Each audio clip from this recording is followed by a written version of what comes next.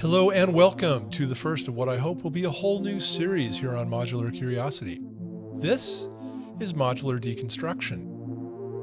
For decades, I've played and taught several other musical instruments, including fingerstyle guitar, jazz guitar, mandolin, banjo, and even the Chapman stick. With every one of those instruments, a fundamental part of the learning process is to learn technique and repertoire from other musicians. But with modular synthesis, we don't have a standard repertoire. So how do we actually practice? What's the modular synthesis equivalent of running scales and memorizing pieces?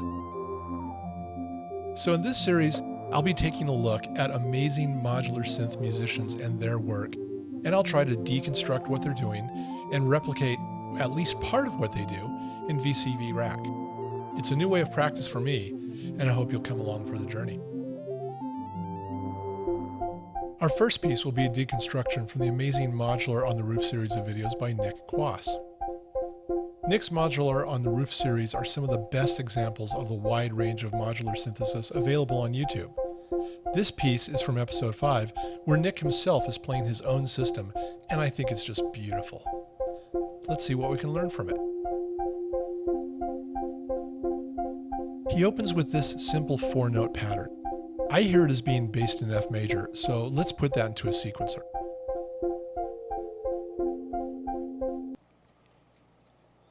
Okay, so what I have here is a clock set up, just a basic patch, a clock sequencer.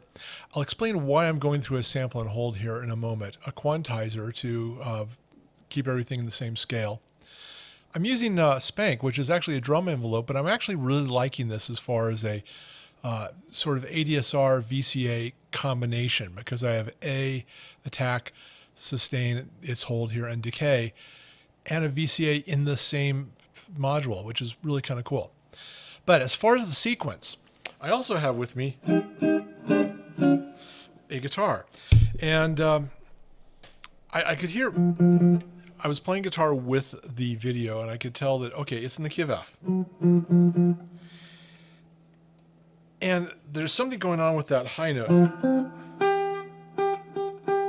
I'm pretty sure it was a ninth. It's a G. Now, how to get there? At first, I was thinking it was going up by fifths.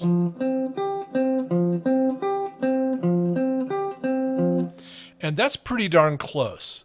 In listening to it more, I think there's more movement, and I may still be missing something, but I think it's closer to F and octave F, G, which is the ninth of the scale, and then coming back down to C, which is the fifth. So I think it's more like...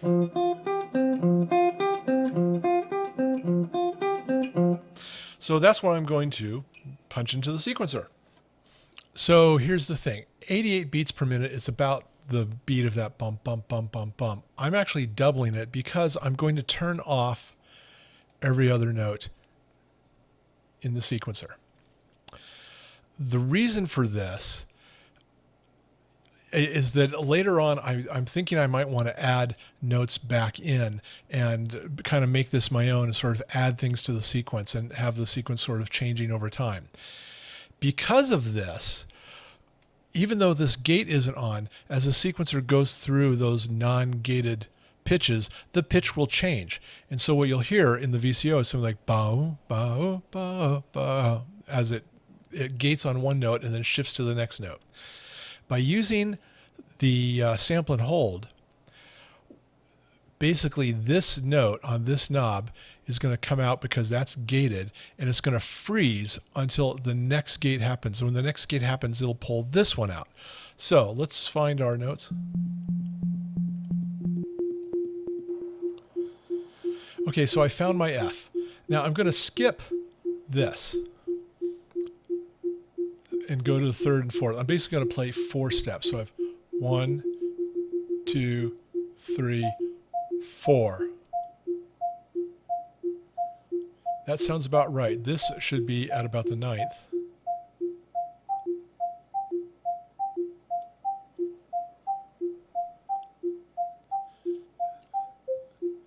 There we go. Now, if I turn these on,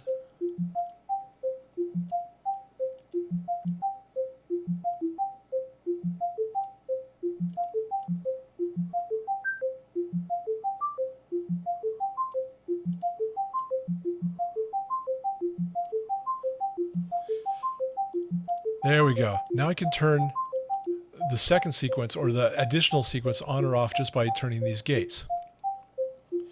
Now notice if I didn't have the sample and hold, what would happen would be this.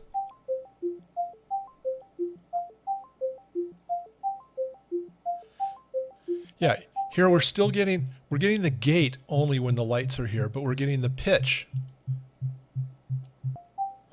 We were getting the pitch even though it's not gated because it's changing pitch as it goes across. Let's try that again.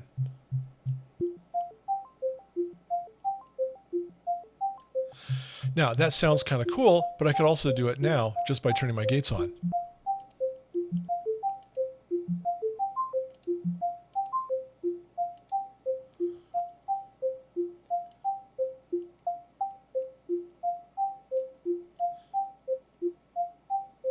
And here I have a mixer because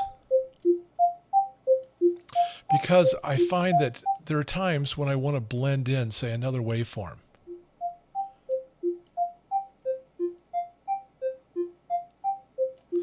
Or maybe the sine wave. Or that even, which has a lot of even harmonics.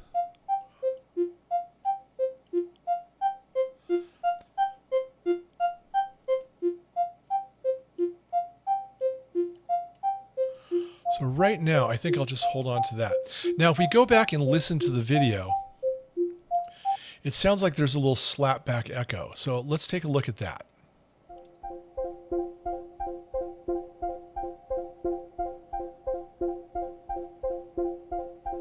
It almost sounds like there's a root 5 going back and forth with a little bit of a delay.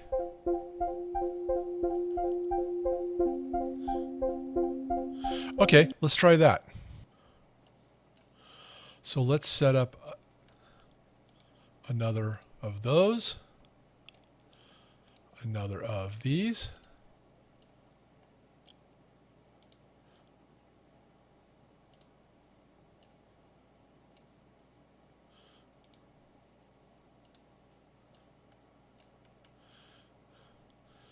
And we'll do the same gate, trigger, gate, in,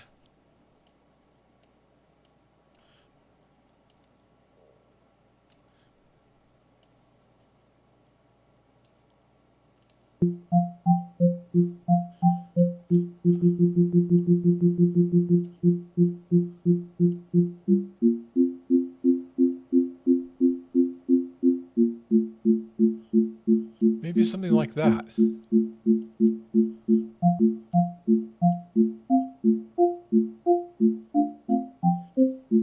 Is that right? Am I hearing that? Let's go check again.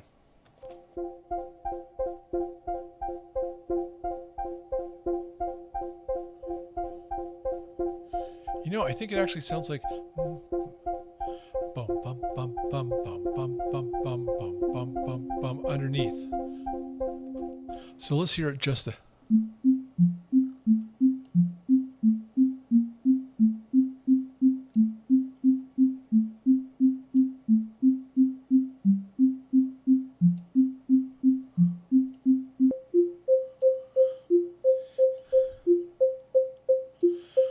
and it's definitely quieter.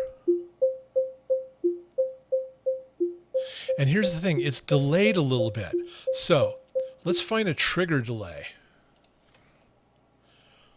Okay, in, out.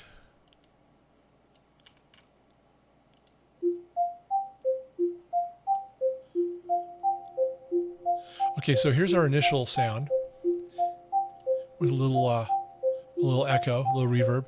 Here's the second sound. And I want to delay this just a little bit.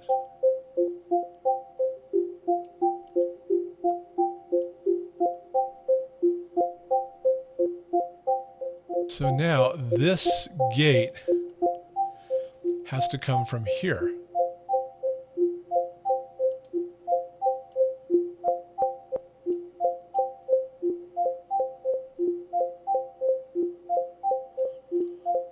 There we go. And maybe pull the volume back a little bit, back a little lower.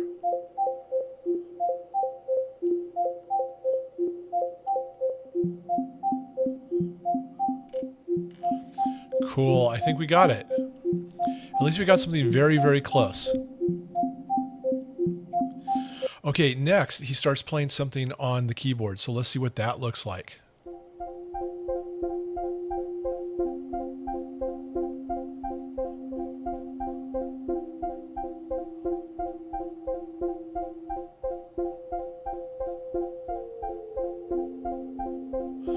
Okay.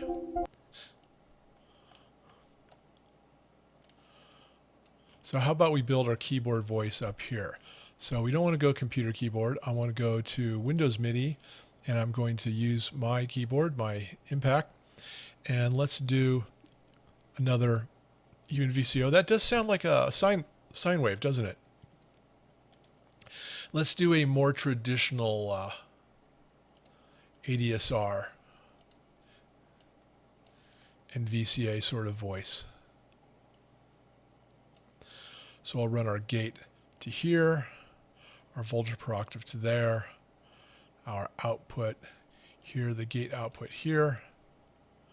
We'll run that. Fairly quick attack. Oh, well, it's because I'm on mute. There we go.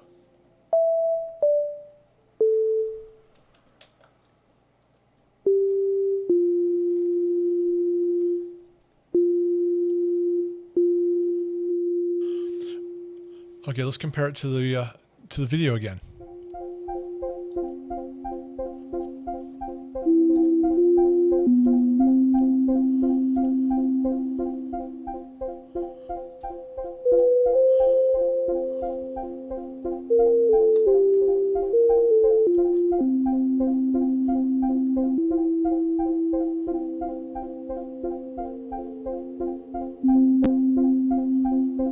That's pretty close. That's pretty close.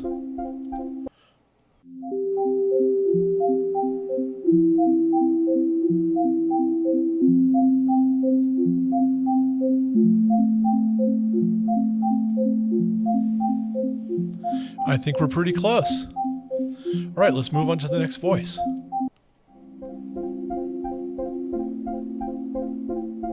Okay, interesting. He has a long delay, it sounds like, synchronized to his LFO.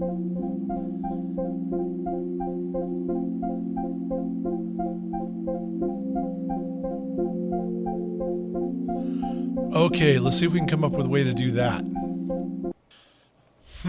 This is going to be interesting because it sounds like what he's doing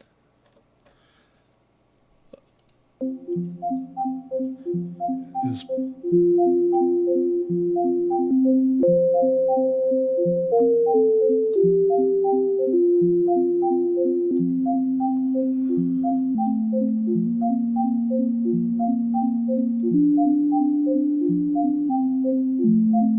playing something like that, but then it comes back and repeats.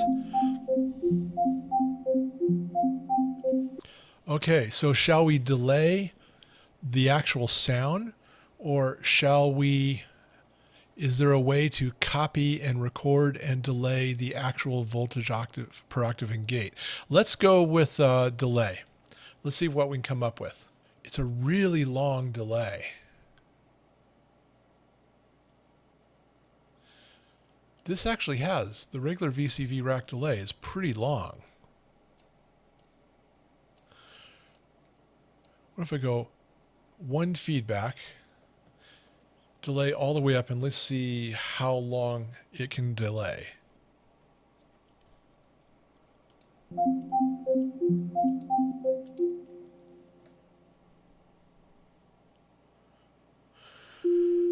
Ooh, that's quite a bit. Let's try again.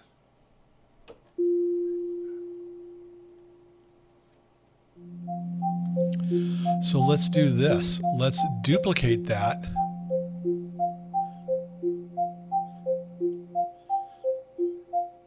Send the output to here. Put this mix all the way up so that we only hear the echo, and pull that. That should duplicate the time. Let's try it.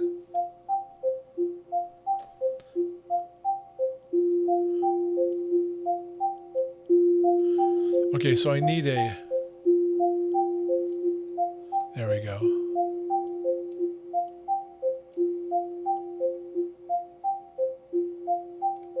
All right. So what I did, I need a signal for the straight signal. Let's do it this way. The first channel is the straight signal. The second one is the delay.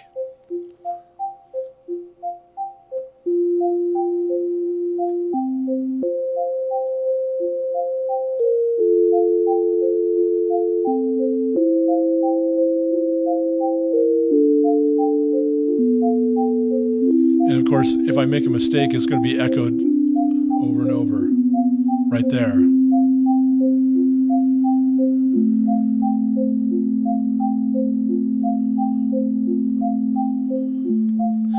Okay, nice. So by using the mix, I'm saying ignore the initial signal, send only the echo. The echo is going to a second delay, which is also saying send only the echo. So I'm using two delay lines to make it really long. I'm sending the main signal to this channel and the delay to this channel. I think I'm going to slow down the attack a little bit.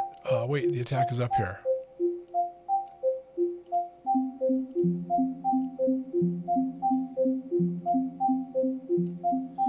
And maybe make this slap back a little faster.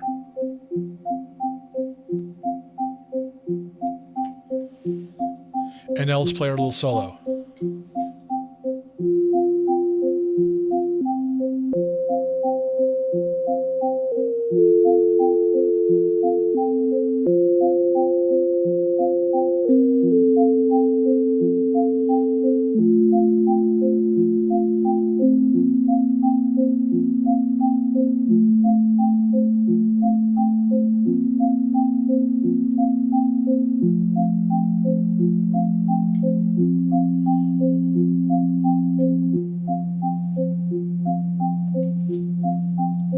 I like it. Nice. First of all, let's save this.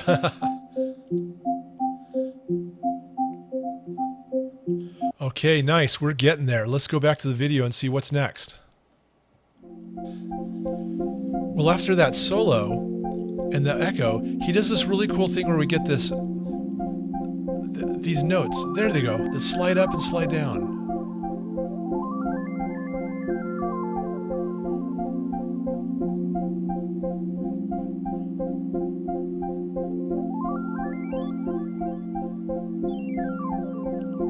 And notice how he's controlling how far up it goes.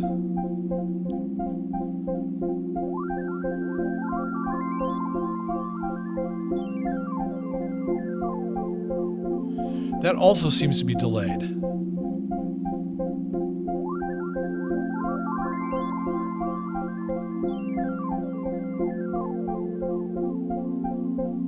All right. So I was playing with that, and I think what's happening, let's go for yet another VCO and an LFO. And here's what we're going to do. Here's what I was playing with before. What if we took a Befacco dual attenuverter, one of my favorite modules, and we're going to duplicate this quantizer. We're going to take a sine wave. Actually, let's move this here. A sine wave into the attenuverter. Attenuverter out to the quantizer. Key of F into major. But one more thing. We're also going to go to Audible Instruments and use the, not multiples, utilities. Okay, so I'm going to put this output into an in, this output into an in, and I'm going to use the minimum of the two. Why am I doing that? because you will see in just a moment, if I turn this all the way up,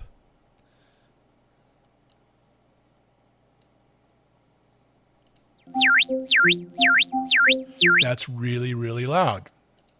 So let's turn it down, make it much, much slower.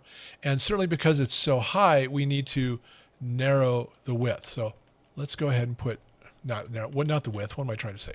We want to narrow how wide that LFO is moving. There we go. This will be easier to see if I turn it up fast. As I expand the attenuator inverter, it goes much, much higher, much lower. Well, this way, see, I can set how high and how low it goes. However, with this min, what I could do is I could set, let's show it here, I could set this so that wherever I set this level, it's going to go that high and stop. So now let's slow it way down, run it up and down through this LFO and this oscillator and see what happens.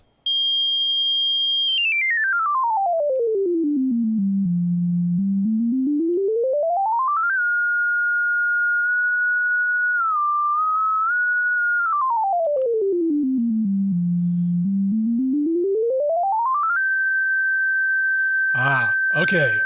So what I need to do is run it through the logic before it goes through the quantizer. So as I'm changing this, it moves in steps.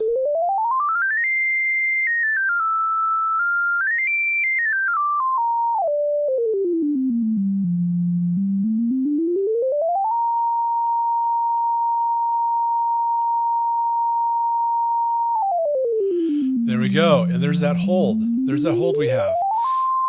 And let's go ahead, turn this down a little bit, add the delay.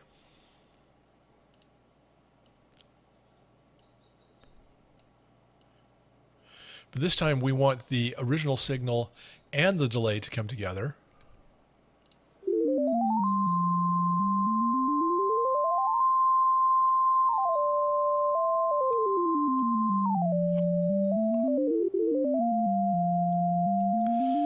And maybe we should put some reverb on that.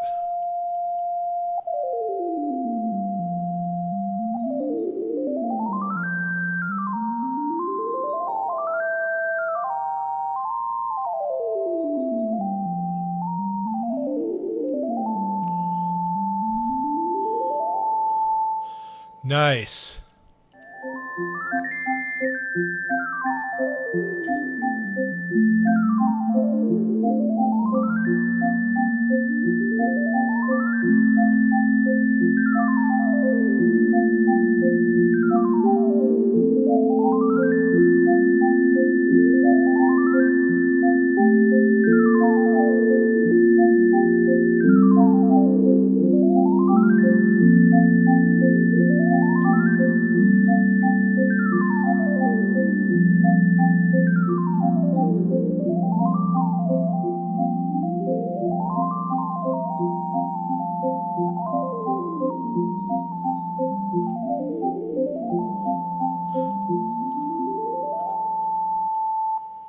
I think we're getting there.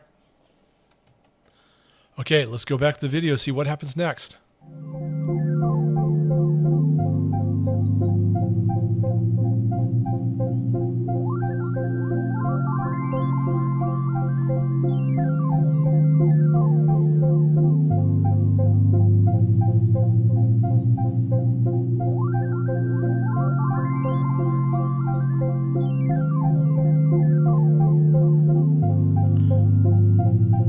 Okay, so I'm hearing two things. I'm hearing a repeating loop underneath, and then this sound is starting to come out. So let's listen to that sequence.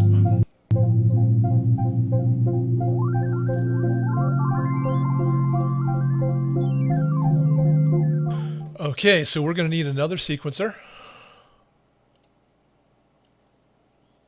Let's put this voice over here. Another quantizer. Well, another sample and hold, another quantizer, another oscillator.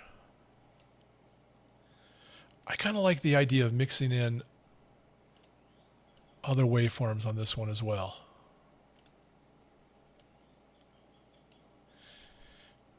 Now, here's the thing. I found playing with this, but the moment you get more than one sequence, you're going to want to synchronize them at some point. Put a mutes here, have that come to, say, clock 3, which is going to be once every, say, 16. No, not times 16. Divided by 16. I'm going to have that do a reset here and a reset here. And the second clock is going to be, okay, this is already multiplied by 4, so the second clock is going to be here. Now, basically what this is doing is once I unmute that, every 16th beat, they're going to synchronize this sequence and this sequence to the first beat. Once that happens once, since they're running off the clock, you don't have to resynchronize it. But it's a nice way when you open your patch to say, hold that on, let it sync, everything is now together. So, what do we need? We need... Now, let's go back and listen to the bass line and see if we're anywhere close.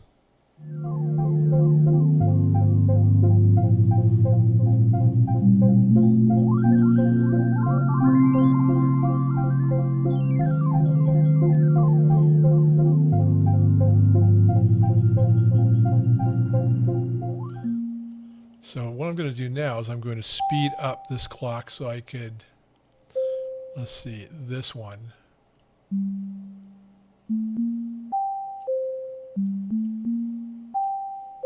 So I can hear it better.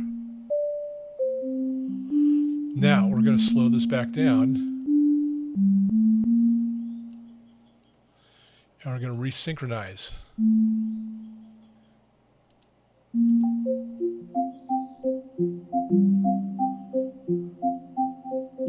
Okay, that's too slow. That's twice as slow. Let's go to, and we'll synchronize it again. Now we're in sync.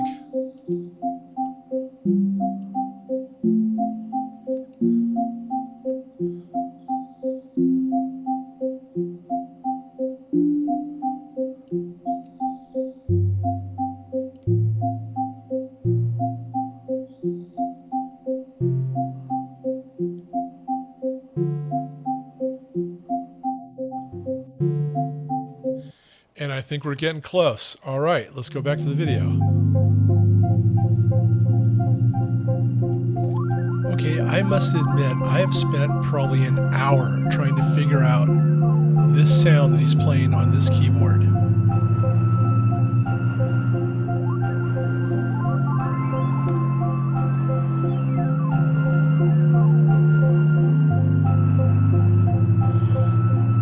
So I'm hearing a sharp, okay, I'm hearing a sharp tone with some noise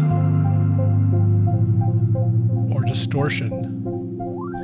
And boy, trying to mimic that has been quite a challenge. So here's what I ended up coming up with. It's actually in 3 parts. By the way, you can see that I've actually wound up using so many tracks that I've run a second mixer. Okay, so the primary sound is a triangle wave.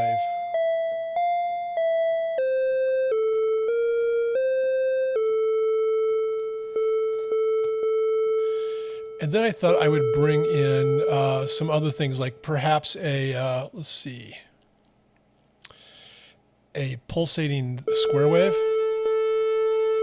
going through a bit crusher to give me that distortion. And maybe also a, let's see, where is this? Okay, that's also the same triangle wave, also bit crushed. And that comes into, let's see, that's mixed 2.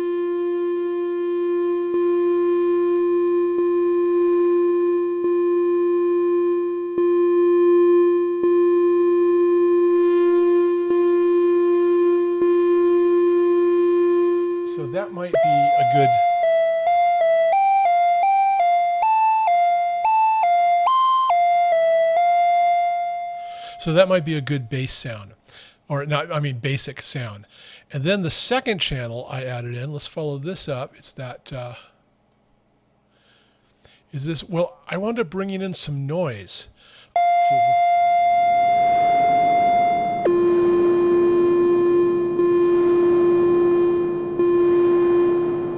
So I'm using the Rampage to swell it in and swell out. And using this attenuverter, I don't think I really need the attenuverter. Well, yeah, let's see. Basically, I'm trying to change the color of the noise.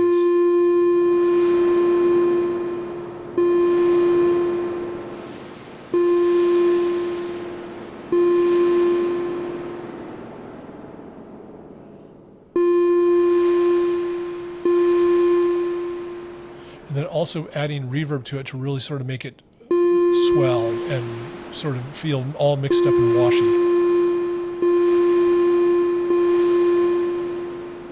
And then the third voice I added was to break it up with clouds.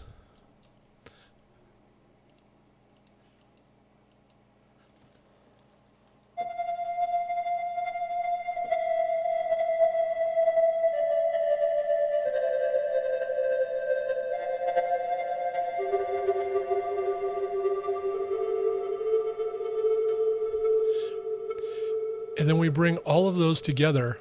We get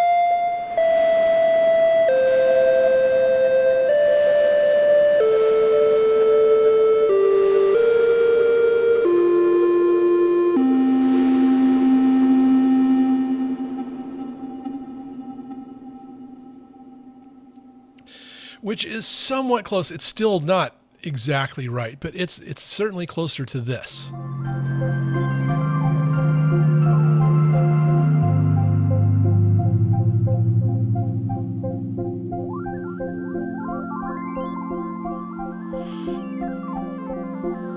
Also, right here, you can hear that there's a second sort of swirling LFO scale. There's the first one. And there's the second one. So I set up a second one of those. Okay, so here's the first one, which we've already set up.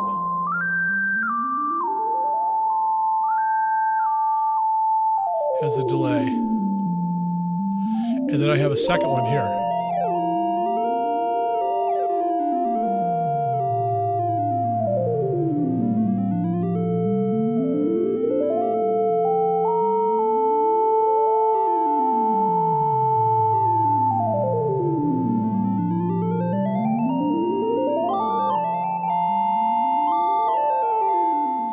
And then at the end of the video, there's another sequence.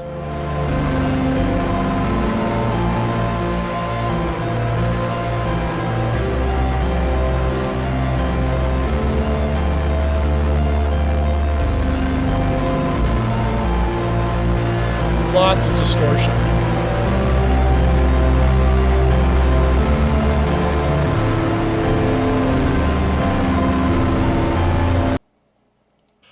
Okay, so I'm really having trouble figuring out exactly how he's doing that cool distorted sound, if that's bit crushing, or it does look like he has a guitar pedal or two that he may be running some from the module out through an exterior pedal and back in. But I've got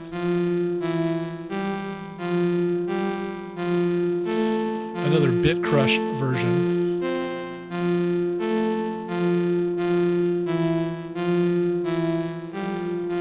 Still not exactly right. There's definitely more of a, more of a fuzzy, washy, noisy distortion. So that might be a cool thing to keep working on. But I think we now have almost everything we need in order to make this work. So let's start from the beginning.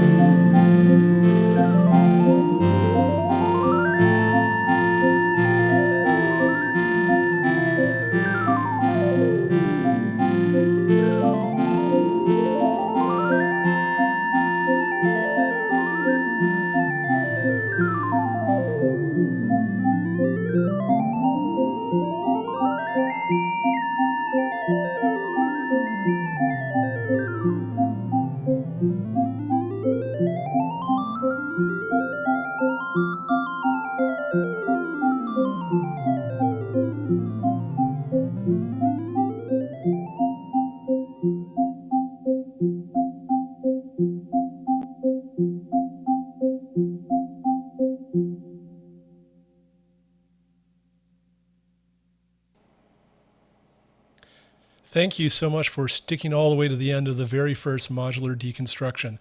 What a gigantic patch. Oh my gosh. Look at this. Look at what it took to reproduce that small modular system with 2 small extra keyboards.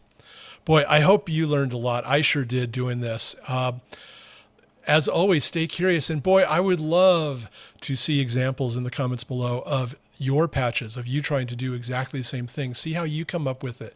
I really especially interested in setting up this lead voice, how to get that sort of washy distortion sound that he had. In any case, until next time, this has been Modular Deconstruction. Thank you so much for sticking around. Please like and subscribe. As always, that does help me out. And as always, stay curious.